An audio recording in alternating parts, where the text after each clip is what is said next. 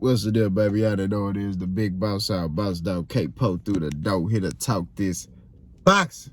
What's good with y'all? I've never seen a more delusional fan base. That's gonna be the title of this video than the Bud Buddies. I thought Canelo fan base was delusional. Y'all got them niggas. Y'all got them beat. We could sit here, bro, and point out factual information that could be proven. That's what I do on my channel. I see other channels that do that, like D-Town Boxing. He play videos for y'all. He played actually the sound bites of these niggas saying that. I just post the link. You know what I'm saying? I post that link. Boop! There you go. He said this. I make my content off valid information. Information that can be proven. Not me speculating, not me coming up with stuff. No. Prime example. When Terence Crawford sat there and said Errol Spence is ducking, right? But then he comes back and says Errol Spence is not ducking. Then he come back and say Errol Spence is ducking. Then he come back and say Errol Spence is not ducking. Do you see the conflicting in that? You see the conflicting statements, right? Wishy-washy behavior, right? These are the things that I talk about, bro. The contract talks, right? Now, I wasn't in the room with them. I don't know what the percentages were. But one thing I know, two things for sure, Terence Crawford on his IG Live admitted that he had the contract. Also, people who are affiliated with Bud Crawford had also admitted Bud had the contract. Right? If PBC had the contract, why would they be blindsided by Terence Crawford? They would have another fight already lined up for Errol, right? They don't even know what to do with Errol Spence now. The fact that Terence Crawford ducked this nigga. Errol trying to figure out what he trying to do. They were committed to this fight. That's why, look at the history of PBC, right? Every time in the wintertime, they hit you with bangers.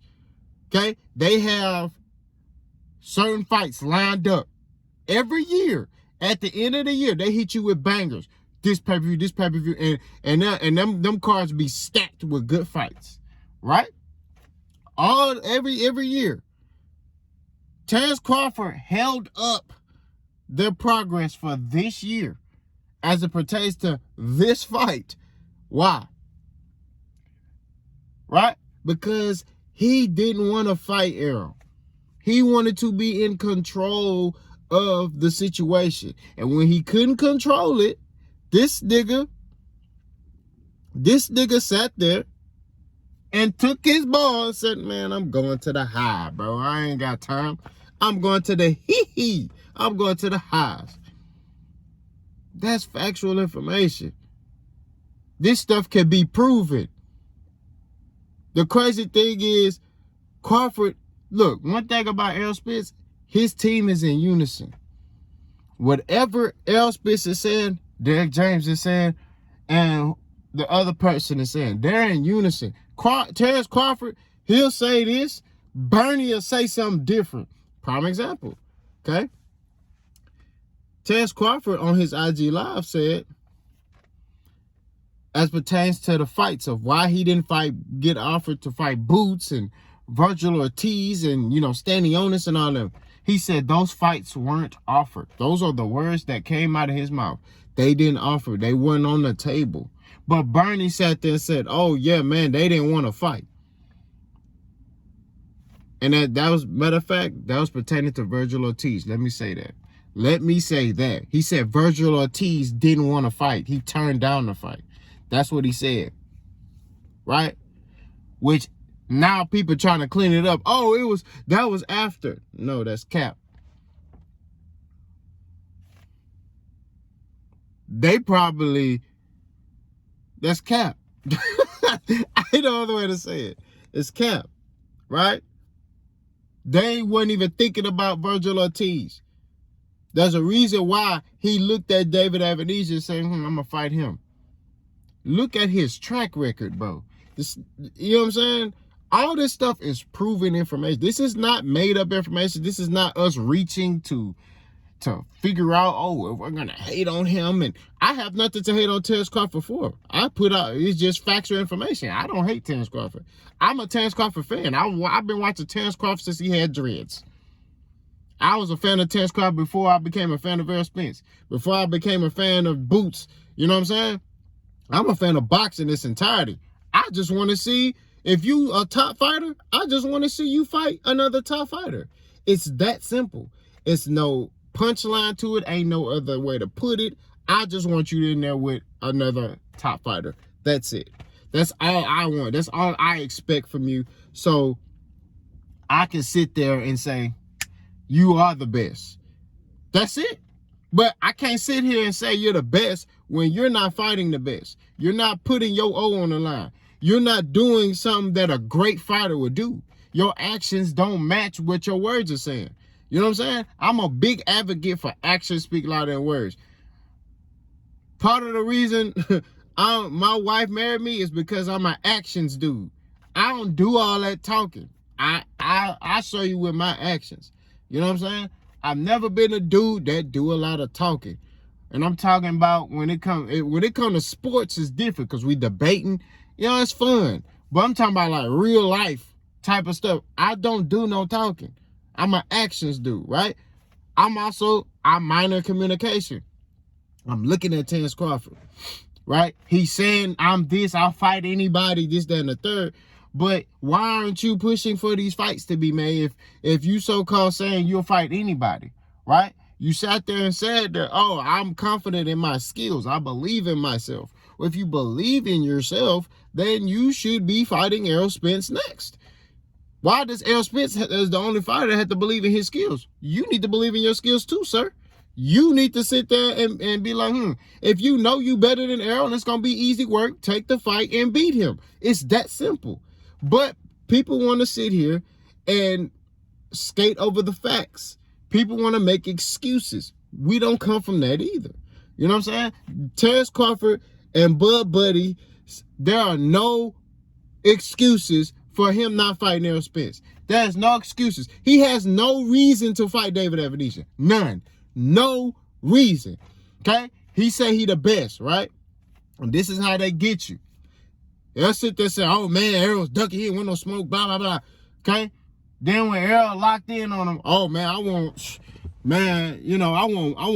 bigger purse. I want some more money. Why?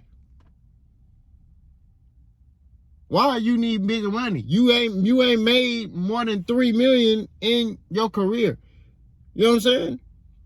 Yeah, it may have been $3 million guaranteed, but you ain't made more than that. You know what? I lie. He may have made about maybe between 5 and 7 million, right? And it may have been all guaranteed money, but he don't understand business as far as from a pay-per-view perspective. You know what I'm saying? Because he's never had a successful pay-per-view. But y'all Bud Buddies don't want to hear that. Y'all want to sit here and be lied to. And then try to come on here and try to make available, oh, well, Errol had the contract. How he had the contract with Bud Crawford? The dude you advocate for said he had the contract. The dude you advocate for said he had it. The dude you advocate for said, man, I was in negotiations with them the same time I was negotiating with Black Prime. He openly said these things. These are not speculative. This is not stuff that, it's not speculatory things. Like I'm just making this shit up. He said that. All we could go off of is what he said. He said those things. He sat there and said, oh, the reason why, the reason, why the fight didn't get made is because I was talking to Black Prime at the same time and they offered me $10 million. PBC, they weren't offering me no guaranteed money. So, I was like, F it, I'm going to go fight Black Prime. Another lie this dude said was, oh, PBC shortchanged me. So, I made my fight in Black Prime in 2 days and 48 hours. That's cap. But then comes back and says, oh, I've been talking to them since June. These are the things I'm talking about, bro. But y'all want to sit here and ignore all that shit. Y'all ignore all that shit because you in love with a fighter. You know what I'm saying? It's crazy to me, bro. I don't know what's wrong with this era of men, bro. You know what I'm saying? And this the thing. I would think it's the young niggas. It's not even the young niggas. It's old niggas. It's the old niggas. The old niggas on here believing it's crazy, man. It's old niggas. It's dudes that's old as fuck on here talking that shit, that gangster talk, doing all this talking on the internet, getting personal when you kill them with facts. When you point out a fact, then they want to get personal. Oh, man, you weak. Little do they know, man, they get folded like laundry, bro. This stuff is not a game, bro. When it, that's why I be saying, keep this stuff boxing. You know what I mean? Keep it boxing, bro. That's just what it is. But at least be coherent enough to understand that there's some conflicting statements. We have to be real. For example, Jay Will, man. Shout out to Jay Will. Jay Will is a Terrence Crawford fan, right? He like L Spitz too, but he's a Terrence Crawford fan, okay? He's blaming both fighters for this fight not happening, okay? But at least Jay Will, he'll admit there are some conflicting things that Crawford is saying. He's real. You know what I'm saying? I respect him for that. But you guys, a lot of y'all motherfuckers, y'all ain't real, bro. Y'all said, and my voice had to get... Damn, I lost my voice. All I'm saying is at the end of the day, bro, we have to be honest with this situation. We have to understand that this situation right here is all Terrence Crawford's fault. That's just what it is. Okay? Terrence Crawford don't deserve 50-50. This is what this boils down to.